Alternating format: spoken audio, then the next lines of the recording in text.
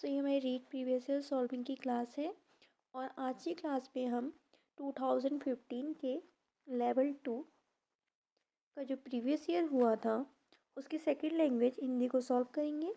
ये क्लासेस हम 2025 में जो रीड का एग्ज़ाम होने वाला है उसकी प्रिपरेशन करने के लिए चला रहे हैं। तो चलिए आज की हम अपने 30 क्वेश्चंस को देखते हैं। पहला क्वेश्चन है, सेठ ने नौकर को पैसे दिए। वाक्य में है द्विकर्मक, कृतपूरक, कर्मपूरक या अकर्मक। देखिए यहाँ पे क्या हो रहा है, द्विकर्म हो रहे हैं, दो कर्म हो रहे हैं। सेठ ने नौकर को क्या दिए थे, पैसे दिए थे, तो यहाँ पे दो कर्म हो रहे हैं, तो इसीलिए हम क्या कहेंगे इसे, द्विकर्मक। घाट घाट का पानी पीना मुहावरा का अर्थ है। वैसे ये जो क्वेश्चन है 62, क्वेश्चन नंबर 62, ये एक बोनस क्वेश्चन था, लेकिन अगर हम इसके ऑप्शन को रीड करें तो इसमें देखिए देश विदेश का व्यापक अनुभव होना ये राइट आंसर हो सकता है, लेकिन जो 62 था उसे बोर्ड ने एक बोनस क्वेश्चन के रूप में माना था।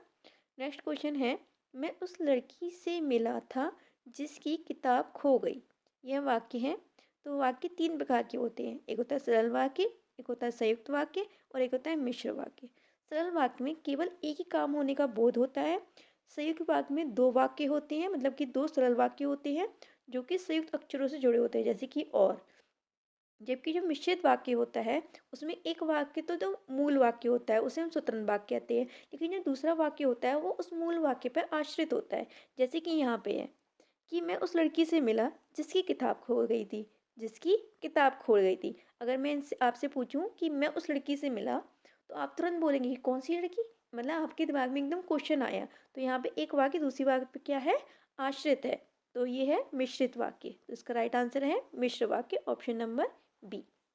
नेक्स्ट क्वेश्चन है, शेर की तरह दहाड़ने वाले आप भीगी बिल्ली कैसे बन गए। यहाँ पर रेखांकित पदबंध है, विशेषण पदबंध, सर्वनामिक पदबंध, संज्ञा पदबंध, क्रिया पदबंध। तो ये किस प्रकार का पदबंध है, सर्वनामिक पदबंध। इसका राइट आंसर है ऑप्शन नंबर बी। अपराधी की सारी बातें साफ साफ कर दी। तो साफ साफ क्या है, मतलब साफ साफ जो है किस प्रकार का अव्यय है। देखिए, साफ साफ कर दी, साफ साफ के बाद क्या आ रही है, क्रिया आ रही है। तो ये क्रिया की विशेषता बता रहा है कि उसने कैसे करी थी, साफ साफ करी थी। तो ये किस प्रकार का अव्यय है, एक प्रकार का ये क्रिया विशेषण अव्यय, क्रिया की विशेषता बता रहा है। निगमन विधि है, मनोवैज्ञानिक विधि, अमनोवैज्ञानिक विधि, कुछ कह नहीं सकते, उक्त में से कोई नहीं। तो ये जो निगमन विधि है वो अमनोवैज्ञानिक विधि है, क्योंकि जो आगमन विधि है वो मनोवैज्ञानिक विधि है। आगमन विधि में पहले बच्चे को उदाहरण दिए जाते हैं, फिर उसके बाद उसे रूल बताया जाता है।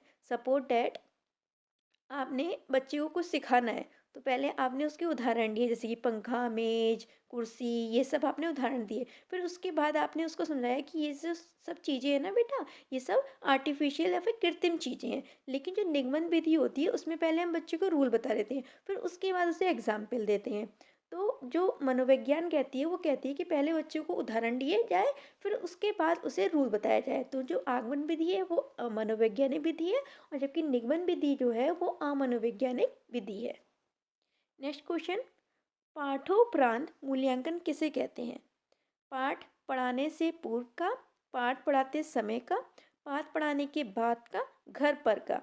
तो देखिए, पाठोपरांत मतलब पाठ के उपरांत मतलब कि बाद में, तो उसका राइट आंसर है ऑप्शन नंबर सी, पाठ पढ़ाने के बाद का। मतलब कि आपने बच्चे को पहले कोई पाठ पढ़ा दिया, फिर उससे रिलेटेड कोई क्वेश्चन पूछ लिया, तो उसका मूल्यांकन हो जाएगा, लेकिन आपने वो कब किया, पाठ पढ़ाने के बाद।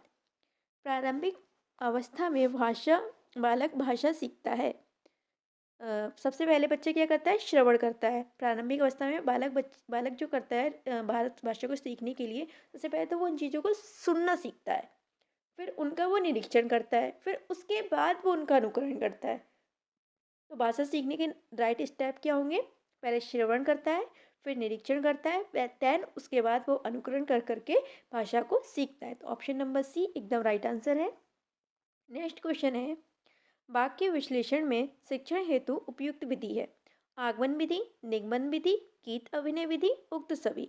तो मैंने अभी ही आपको बताया था कि मनोवैज्ञानिक विधि कौन सी है, आगमन विधि है, और साइकोलॉजी भी यही कहती है कि बच्चों को आगमन विधि के द्वारा ही पढ़ाना चाहिए।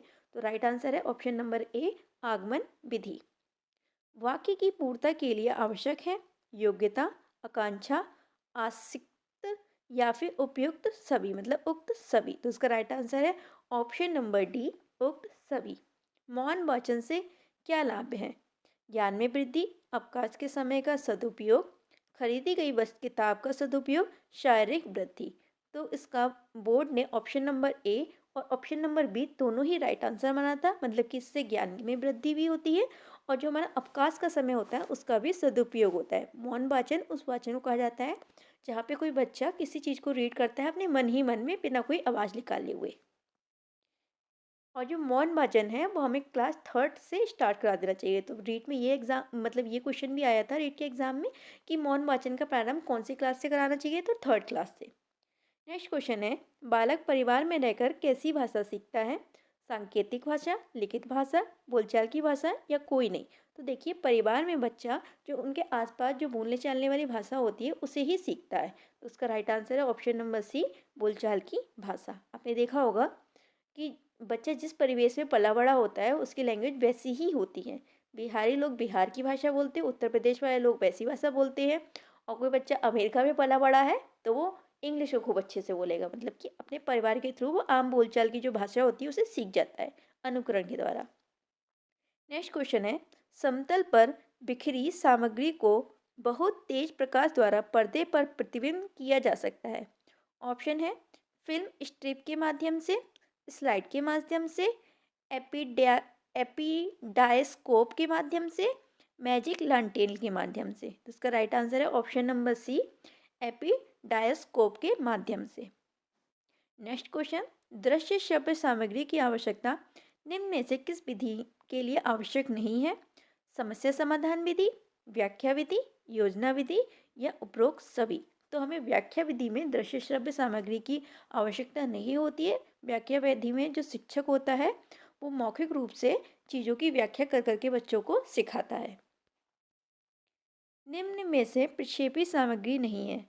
Film, open projection, bullet board या फिल्म खंड। तो उसका जो राइट आंसर है वो है option number C, bulletin board. तो बुलेटिन बोर्ड जो है वो प्रक्षेपी सामग्री नहीं है। नेक्स्ट क्वेश्चन है, शिक्षण में सबसे महत्वपूर्ण कार्य है विषय निर्धारित करना, उद्देश्य निर्धारित करना, बिंदु निर्धारित करना या समय निर्धारित करना। तो शिक्षण कार्य का सबसे पहला जो महत्वपूर्ण कार्य होता है वो होता है उद्देश्य को निर्धारित करना।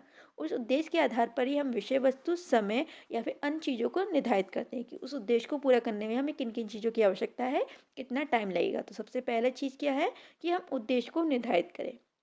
शैक्षिक मूल्यांकन के उद्देश्य होते हैं चार, 5, 7, 3 या 8।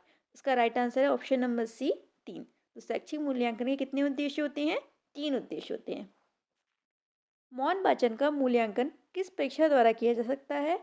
पूर्ति परीक्षा, सत्यासत परीक्षा, बहुविकल्पीय परीक्षा या उक्त तीनों से। तो इसका राइट आंसर है उक्त तीनों से हम मौन वाचन का मूल्यांकन कर सकते हैं। नेक्स्ट क्वेश्चन है, निदान की परीक्षण विधि के प्रकार होते हैं 7, 2, 4 या 8। तो इसका राइट आंसर है ऑप्शन नंबर बी, 2। शिक्षार्थियों के सतत एवं समग्र मूल्यांकन मतलब कि सीसीई पर प्रभावी जोर दिया गया। ऑप्शन है राष्ट्रीय शिक्षा नीति 1986 में, प्रथम राष्ट्रीय शिक्षा नीति में, मुदालियर आयोग की सिफारिश से या फिर उक्त में से कोई नहीं। तो इसका सबसे पहले जो जोर दिया गया था कि हमें बच्चों की सतत एवं समग्र मूल्यांकन करना है, तो राष्ट्रीय शिक्षा नीति 1986 में दिया गया था। अब 81 से लेके 85 तक के जो क्वेश्चन हैं वो इस गद्यांश पर आधारित हैं। तो पहले हम इस गद्यांश को पढ़ लेते हैं। गत 20 वर्षों में भारत के प्रत्येक नगर में कारखानों की जितनी तेजी से वृद्धि हुई है उससे वायुमंडल पर बहुत प्रभाव पड़ा है, क्योंकि इन कारखानों की चिमनियों से 24 घंटे निकलने वाले धुएं से सारे वातावरण को विषाक्त बना दिया है। सड़कों पर चलने वाले वाहनों की संख्या में तेजी से होने वाली वृद्धि भी वायु प्रदूषण के लिए पूरी तरह उत्तरदायी है। आज असंख्य प्रकार की सांस और फेफड़ों की बीमारियां आम बात हो गई है। बढ़ती हुई जनसंख्या, लोगों का शहरों की ओर पलायन भी अप्रत्यक्ष रूप से प्रदूषण का कारण है। शहरों की बढ़ती जनसंख्या के लिए सुविधाएं जुटाने के लिए वृक्षों और वनों को निरंतर काटा जा रहा है। अब देखिए इसके क्वेश्चन क्या है। उपयुक्त गद्यांश में तद्भव शब्द है। देखिए तद्भव शब्द वे शब्द होते हैं जो संस्कृत के शब्द होते हैं, लेकिन इनमें थोड़ा सा तोड़ मरोड़ करके उनमें थोड़ा चेंजेस करके उन्हें हिंदी में प्रयोग किया जाता है। देखिए कौन सा है इसमें से। धुएं, वृद्धि, वायु और प्रदूषण। तो इसका राइट आंसर है ऑप्शन नंबर ए, धुएं। देखिए यहाँ पे क्या लगा हुआ है, चंद्र बिंदु लगा हुआ है। क्या लगा हुआ है, चंद्र बिंदु लगा हुआ है धुएं में। तो चंद्र बिंदु जो होता है वो उसका उपयोग कभी भी तद्भव शब्दों में नहीं किया जाता है, केवल और केवल तत्सम शब्दों में नहीं किया जाता है, केवल और केवल तद्भव शब्दों में उसका उपयोग किया जाता है। तो उसका राइट आंसर है ऑप्शन नंबर ए। इकारांत शब्द से निर्मित बहुवचन शब्द है। उत्तरदायी, बीमारियां, सुविधाएं या फिर सांसें। तो उसका राइट आंसर है ऑप्शन नंबर बी, बीमारियां। बीमारियां किससे बना हुआ है, इकारांत शब्दों से निर्मित बहुवचन है। नेक्स्ट क्वेश्चन है, क्रिया विशेषण है। तेजी से होने वाली वृद्धि, फेफड़ों की बीमारी, शहरों की ओर पलायन, निरंतर काटा जा रहा है। क्रिया विशेषण किसे कहते हैं, जो क्रिया की विशेषता बताता है उसे हम क्रिया विशेषण कहते हैं। देखिए यहाँ पे क्वेश्चन नंबर 83 में ऑप्शन नंबर डी देखिए, काटा, काटा जा रहा है, मतलब काटा जा रहा है मतलब कि ये क्या हो रहा है, क्रिया है। और क्रिया की विशेषता क्या बता रहा है, निरंतर तरीके से, निरंतर। तो ऑप्शन नंबर डी एकदम सही है इसका। नेक्स्ट क्वेश्चन है, निम्नलिखित में सार्वनामिक विशेषण है। इन कारखानों, 24 घंटे, गत 20 वर्षों, असंख्य। तो इसमें से कौन सा है, ऑप्शन नंबर ए इसका राइट आंसर है, इन कारखानों। निम्नलिखित में से कौन सा अपूर्ण वर्तमान का प्रयोग कर रहा है वाक्य। आम बात हो गई है, वनों को ही निरंतर काटा जा रहा है, वायुमंडल बहुत बहुत प्रभाव पड़ा है, वायुमंडल पर बहुत प्रभाव पड़ा है, सारे वातावरण को विषाक्त बना दिया है। तो देखिए ऑप्शन नंबर ए, सी और डी इसमें क्या है, पूर्ण वर्तमान काल है, जबकि जो वनों को भी निरंतर काटा जा रहा है, ये कार्य क्या है, अभी भी चालू है। तो ऑप्शन नंबर बी एकदम सही है, ये क्या है, अपूर्ण वर्तमान काल है। अब 86 से लेकर 90 तक जो क्वेश्चन है वो इस काव्यांश पे आधारित है। तो इन क्वेश्चन को सॉल्व करने के लिए पहले हमें इस काव्यांश को पढ़ना पड़ेगा। थूके मुझ पर त्रिलोक भले ही थूके, जो कोई जो कह सके कहे, क्यों चूके। छीने न मातृत्व किंतु भरत का मुझसे, हे राम दुहाई करूं और क्या तुझसे। कहते आए थे यही अभी नरदेही, माता न कुमाता पुत्र कुपुत्र भले ही। अब कहें यही यह हाय विरुद्ध विधाता, है पुत्र पुत्र ही रहे माता कुमाता।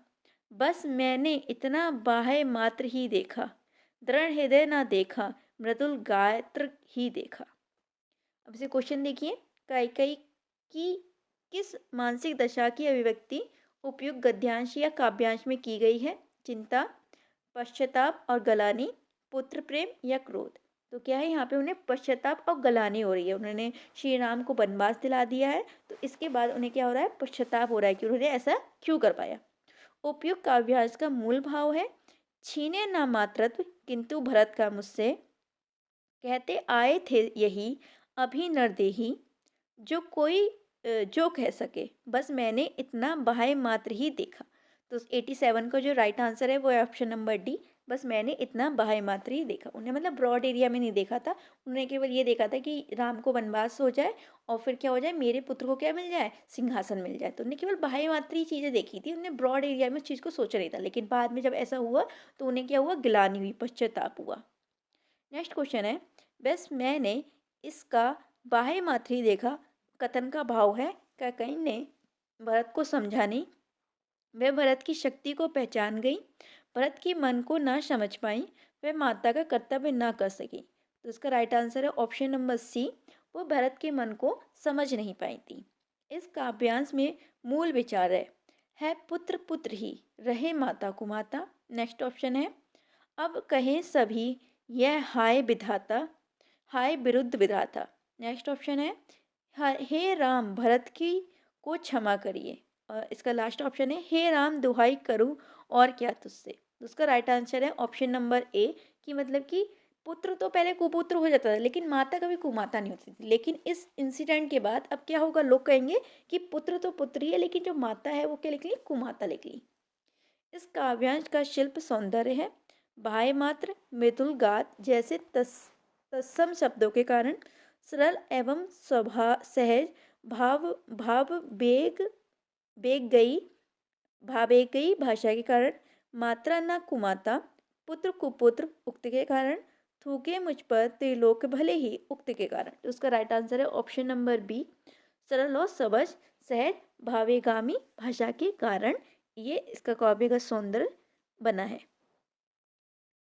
सो ये हमारे 30 क्वेश्चन सॉल्व हो गए हैं और आप लोग मुझे ज़रूर बताइएगा कमेंट बॉक्स में कि आपके 30 आउट ऑफ कितने मार्क्स आए हैं। आज की क्लास के लिए इतना ही। Bye and have a good day.